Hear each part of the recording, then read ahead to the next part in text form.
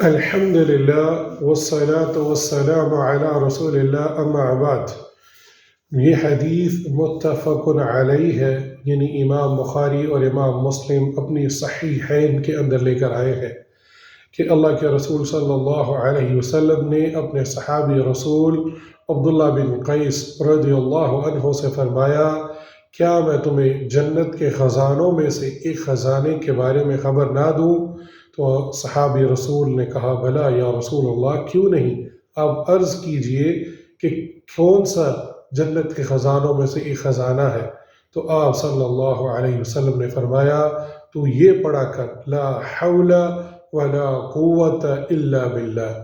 تو یہ کتنا ہی آسان اور عظیم یہ ذکر ہے، لا حول ولا قوت الا باللہ، یعنی گناہوں سے بچنے کی ہمت اور نیکی کرنے کی جو طاقت ہے وہ میرے میں نہیں ہے، سوائے جو اللہ سبحانہ و تعالیٰ مجھے توفیق دے دے۔ یعنی نیکی کرنے کی بھی اور گناہوں سے بچنے کی بھی میرے میں طاقت نہیں ہے، سوائے جو اللہ سبحانہ و تعالیٰ مجھے توفیق دے دے۔ تو یہ عظیم ذکر ہے، جنت کے خزانوں میں سے ایک خزانہ ہے، تو اپنی زبان کو اس ذکر سے ہمیشہ تر رکھے۔ وہ کیا ہے؟ لا حول ولا قوت الا باللہ۔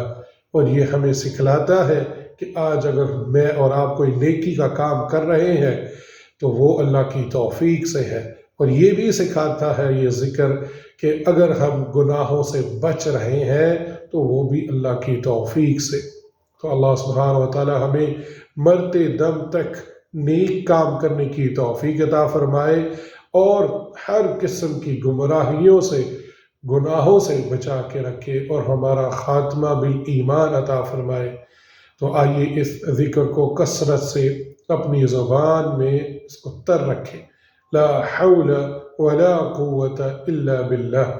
اللہ سبحانہ و تعالیٰ مجھے اور آپ کو اس حدیث پر عمل کرنے کی توفیق عطا فرمائے، آمین۔